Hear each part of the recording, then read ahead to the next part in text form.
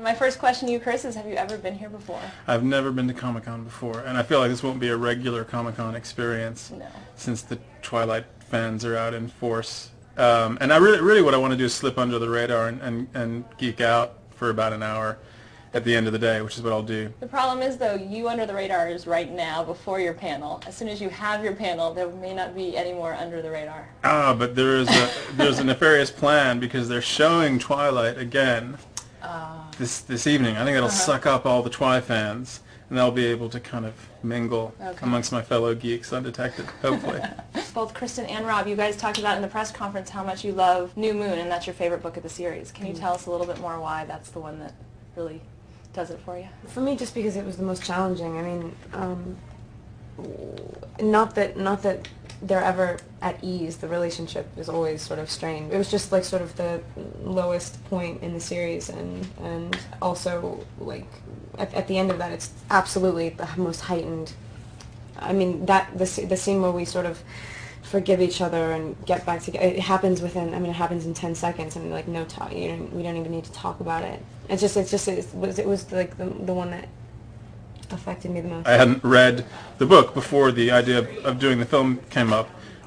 I just love the cast. I think they're very talented young actors. And then when I read the book, you can really see the kind of archetypal longing that it embodies. And having been broken up with so many times in my life, I felt I could really identify with Bella. My sort of opinion of the whole series, the relationship between Edward and Bella, I mean, I always saw it as,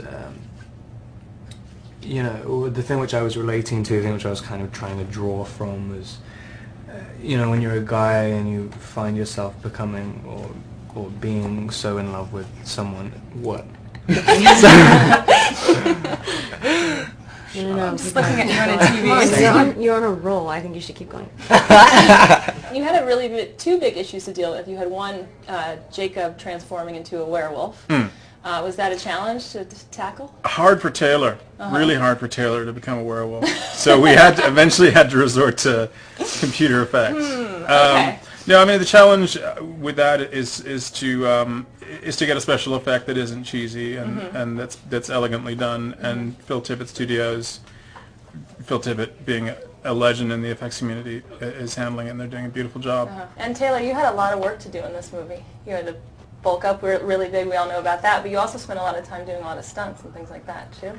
Yeah, it was a lot of fun. I actually, I almost got to do all of my own stunts. You tried, right? Which was fun. I got to do all of the dirt bike riding. There was so much of that. Just kidding. No, but yeah, I got to like practice dirt bike riding and do that. I got to do a few other things. He like catapulted himself into a window. It was really impressive. It was fun. Yeah? Yeah, it was insane. Yeah. So it was something a stunt guy really actually should have done. You find yourself like in love with someone or something, and it becomes you start to see too much of yourself. You become too aware of yourself. Shut up. God. And it starts to. I can't concentrate anymore. You get so obsessed with the fact that you think you're not good enough because you think you keep elevating the other person higher and higher. Neither of them think they're worthy.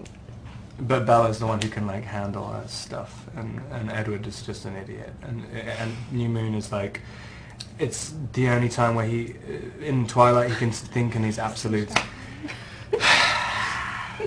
This is why whenever anyone asks about if we have chemistry with the guys, do you know what it is? It's like complete animosity. Yeah, right.